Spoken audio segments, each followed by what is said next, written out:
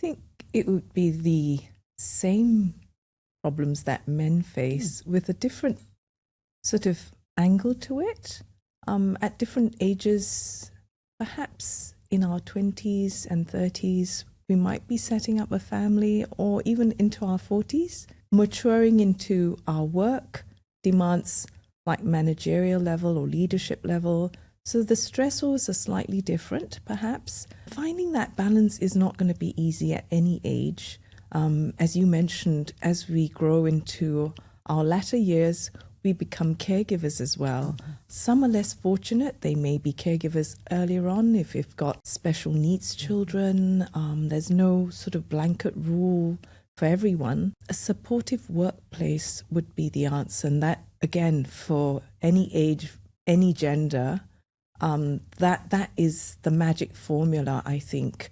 Being heard, being respected and valued, whatever difficulties we may be facing. When you were talking about kind of the balance in the supportive workplace, mm-hmm. I have a client right now who she's struggling to find time to work out, to exercise. Mm-hmm. And she's like, I'm at the office from 10 a.m.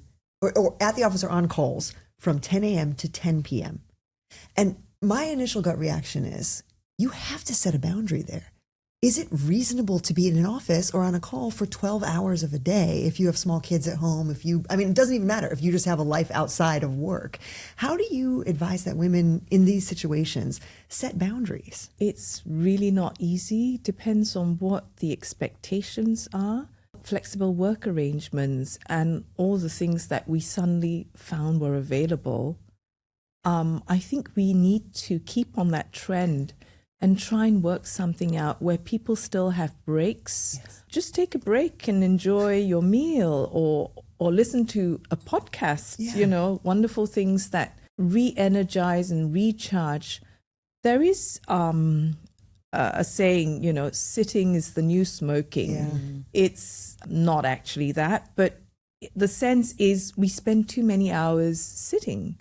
And 12 hours in a stretch is definitely not good for us. Maybe have a conversation with the boss and colleagues as to how we're going to work and be very honest and say, I need some time to exercise because I'm most productive at work when I'm well and I need to do this. But I think that statement in itself is somewhat revolutionary.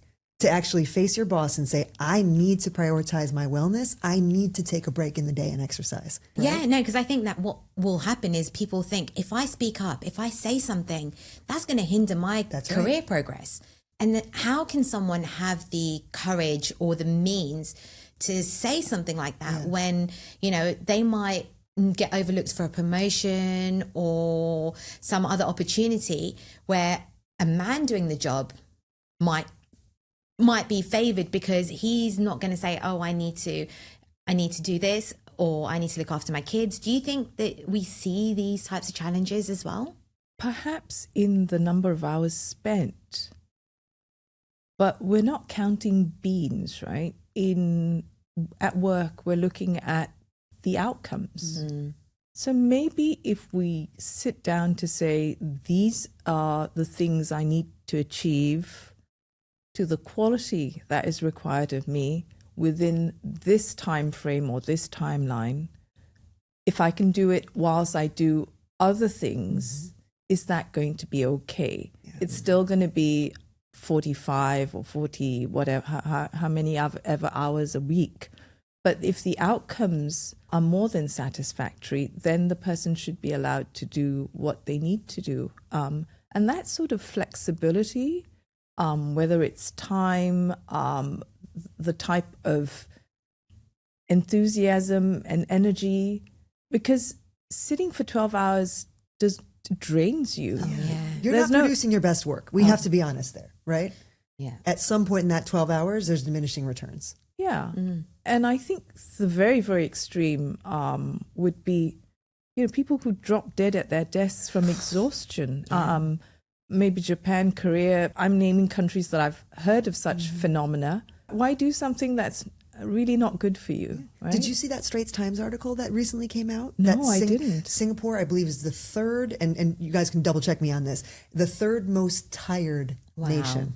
Wow. Oh, okay. It was like a self-rated fatigue scale of some, it was like a validated scale. Okay. But I want to say Singapore was the third most tired country, or possibly even higher. But yeah, I mean, it's like people here are reporting extreme fatigue. Yes. And I think overwork is one of those reasons. Yes. I didn't know about the fatigue report, but I've heard several times about being the most sleep-deprived country. Hand sort in of, hand. sort Makes of sense. matches, Yeah. right? Yeah. But it's also a country where, unless it's changed in the last few months, the highest number of amputations. And you're going to ask why. For diabetics? Correct. Yeah. Wow. Is that specifically diabetes related? I think because badly managed diabetes leads to gangrene. I mean, I'm shortening the whole journey, right? A healthy lifestyle includes movement, includes, having time to have proper nutrition. Because if you're stuck sitting for a long time, you can't even get up and fix yourself a nutritious salad or it's more fry an likely to egg be- or something. Right. It's Right? going Something to be a simple. packet of crisps or some Or chocolates. whatever arrives or, on your doorstep. Yeah. Right. Yeah. Or tons of Coke, right? Because Yeah. it's to going to keep you- get your energy levels up and keep you alert and awake, but for how long, right? It's a snowball. And so, this just goes back to productivity at work is the same as being productive at home and being productive in your general day-to-day life. You need to not only eat well, you need to move, you need to incorporate all of these things in. And then going back to reports, there was another report by Deloitte who did a Women at Work report last year. And that report actually highlighted that stress levels are going up and there are higher rates of burnout. This report was worldwide? Yes, so it was okay. like a worldwide Women at Work report that they interviewed women across different sectors, different countries. And it's interesting because you would have expected that some of the things that happened over COVID, where you do get more sort of flexible working arrangements, they seem to be sort of fizzling out now. Do you think that's kind of the case? And what can people do to try to help reduce this stress and anxiety that they've got around working?